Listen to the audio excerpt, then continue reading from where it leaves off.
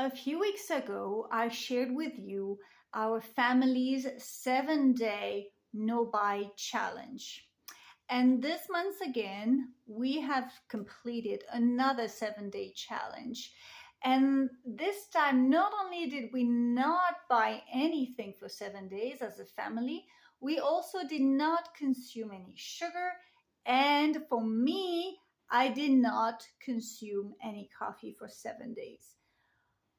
Why? Why would I put my family through this? Well, it's been the fifth month in a row that my husband, 9-year-old son, and I have decided to not buy anything for 7 days straight. And we have noticed a lot of benefits for us to do so, to refrain from buying, and to realize what we do have is enough. And that's the whole point of doing this as a family, that um, no, we don't need to buy more food because we do have a well-stocked pantry. So for 7 days, we can eat what's in the pantry. And of course, we have a little bit of fresh fruits and vegetables that we have bought prior to starting the challenge, but not an excess, just fine, just enough. And same thing with eating out or repairs and things to fix around the house. Maybe those things can wait. And if we are traveling, well, what do we actually need besides gas in the car? If that's the way we're traveling, which we would do, we would top up our vehicles with gas during the 7-day challenge of no buying. But apart from that, we can bring our own food and we can meet with people still, but that does not necessarily involve eating out, going to coffee shops, which I love. And we can do things that are on the free side of things, like going on a walk, looking at the sunset, playing board games, and watching a movie, and just hanging out, really. So that's really fun. But the next part here, which we did actually 2 months in a row as a family, the no sugar. So this is the second time we've actually completed the no sugar challenge at the same time as we're doing the 7-day challenge. Why? Well, why is because as a family, we realize that there is an excess of sugar in our lives.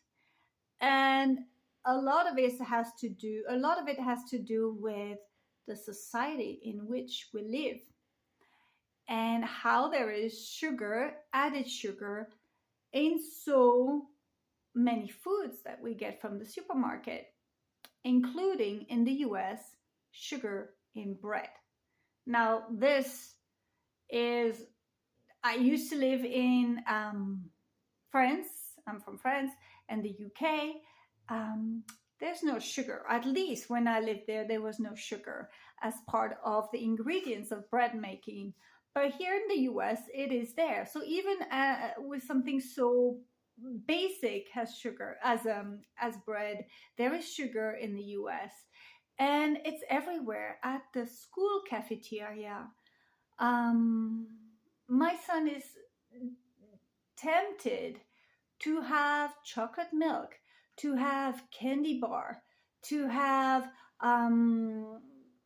what do you call it, like muffins and cookings that are given for birthdays and at the school cafeteria. And so every day he has access to a rather large amount of sugar. And so do I. I work. You might be experiencing that. Maybe at your office, there is maybe access to candy and candy bars and chocolate bars and even granola bars. Those have a lot of added sugar. They can have like 10 grams for one bar, or even 15 or even 20 grams of sugar per bar. That's a lot of sugar. And all these add up. Even though we do cook at home, the temptation for sugar is everywhere. And so we thought, mostly it was my idea, but I submitted it to my family that after Thanksgiving, not Thanksgiving, after Halloween, my son would get to enjoy the candy for a few days that he collected. And then after a few days, we will pause the candy, we will pause the sugar consumption, we would pause the chocolate milk at school, and we would not say yes to sugar for 7 days at the same time as the no buy challenge, because we've been this was our fourth time in a row doing a no buy challenge when we started introducing the no sugar challenge. So we've just completed the no sugar challenge a few days ago, and so now we don't consume sugar for 7 days once a month, and it has a lot of benefits. We just do feel better. The digestive system is better, and we don't consume, my husband and I we won't consume alcohol, because alcohol is a lot of sugar. We would be okay with some fruits, for the freshness, for the vitamins and the minerals. But anything that involves a cookie, a candy, a biscuit, something with added sugar in the list of ingredients from the supermarkets, we would just not consume. It's just a great habit. And also, it's a way to be a little bit more in control of what we input in our body. Sometimes we want to let loose and be, enjoying life and all its pleasures, and sugar is one of those pleasures. But there's also an awareness that consuming sugar day in, day out has some rather nasty long-term consequences on our health, on our gut, on the level of inflammation in the body, and also on our mental and emotional well-being. Sugar rush is definitely a thing, and teachers will tell you that if kids have had a bit too much sugar, they are a little bit wild in the classroom. I think we can do better, basically. And if I think about my great-grandparents and great-great-grandparents and all the previous generations, consuming sugar or having cake and cookie was not a daily thing. They had it from time to time for celebrations, usually. And it was a special thing. Usually they ate pretty sound food.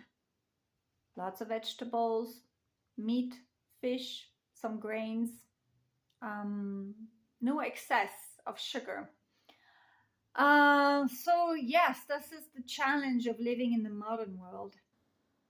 And we are here on this channel to minimize clutter, minimize excess. And for me, at least for me and my family, access to sugar and its abundance is actually sometimes excessive. And so creating some healthy boundaries around it is what we're trying to do together, and support one another in that, in the willpower that it takes to say, no, not today, thank you. Tomorrow, or the day after, sure. But to try to break down that addiction and dependence on it is what we were trying to do as a family, and we succeeded. And maybe 7 days for you is too long. That's fine. It's whatever it is. It's your life, and you shape it however you want. And it doesn't need to be the entire family involved in this. It can just be you or whoever is called to try to do a little bit of a detox of an excess of something. It could be an excess of buying, it could be an excess of sugar. And this leads me to number 3, which was brand new for me this month, is no coffee. We built some kind of habit around the no buy and a bit of habit around the no sugar because we've done it a few times. And now this was my first time completing a no coffee challenge. Now, if you don't know me, I love coffee. Yes, it makes me alert in the morning, but most importantly for me, I love the taste of coffee. So for me, one of the first thought that I have when I wake up is, I'm gonna have my cup. I'm gonna have my espresso. I only do Italian espresso. That's what I love. And so I look forward to making myself a nice Italian espresso. That's one of the first thoughts in when I wake up. And yeah, it could be a little bit of an addiction that I have. And so I decided to not do coffee for 7 days. Why? Is it because I wanted to torture myself? No, it's because I realized my pattern. I have a pattern of addiction or dependency on coffee. Yes, I do love it. And yes, I do feel a little bit more alert when I drink it. I have a little bit more energy, but for me, it's not the reason. I don't drink coffee all day long. I just love that ritual of the morning coffee. But it does have a bit of a negative effect on my body as well, not just the pleasure of enjoying the coffee with the alertness that comes with it. I'm ready to start the day a little bit faster than I would if I didn't have a cup of coffee. It also has a little bit of acidity that sometimes hurts my stomach. And I thought maybe it's time for a little detox. Let's give my GI tract and my stomach and my liver an opportunity to detox from the coffee. And I did that, and it's true that I did feel a little bit better in my stomach because, yeah, maybe human beings are not meant to drink coffee every single day of their life as well. So it was for me about trying to break that dependency.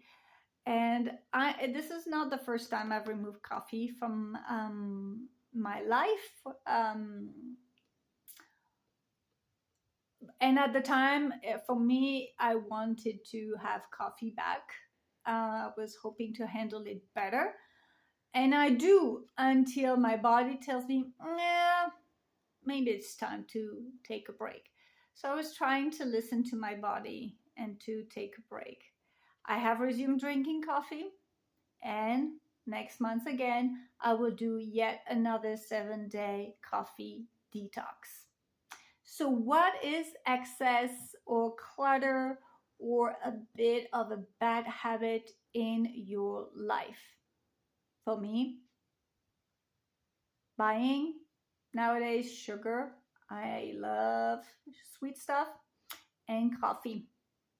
But for me, I've realized, what else do I have a bad habit around? Facebook is one of them. One of the first things that I enjoy doing in the morning is to look at my Facebook feed and see what's going on. And so it's a little bit of a dependency there. So next month, my family and I will do no buy challenge, no sugar. I will do the no coffee, and I will also introduce a no social media challenge for 7 days. Wish me luck, guys. Wish me luck. But hey, at the end of the day, I want to be the master of my own life and not just following my impulsions and my desires and my old habits. It's healthy to break it up a little bit and change it up and see what is the worst that would happen. And usually it's not that bad. So I will survive and I will be stronger for it.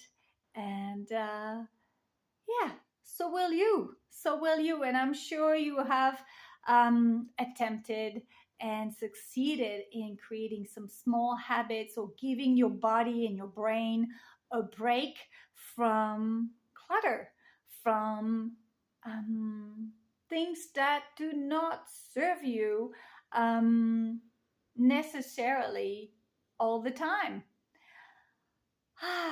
What is it that you want to challenge yourself with? Could it be um, things related to what we've talked about here? Could it be related to certain foods or certain behaviors or maybe even some interactions with people? Um, let's help each other out. Let's support one another. If you are facing some challenges in creating some healthier habits in your life, feel free to share it, and let's have this community be kind and supportive and understanding. We each have our own battles and we each have our own successes. And when we come together in community and support of one another, um, it gives us more strength and courage to make those small changes in our lives. Thank you very much for being here on this channel.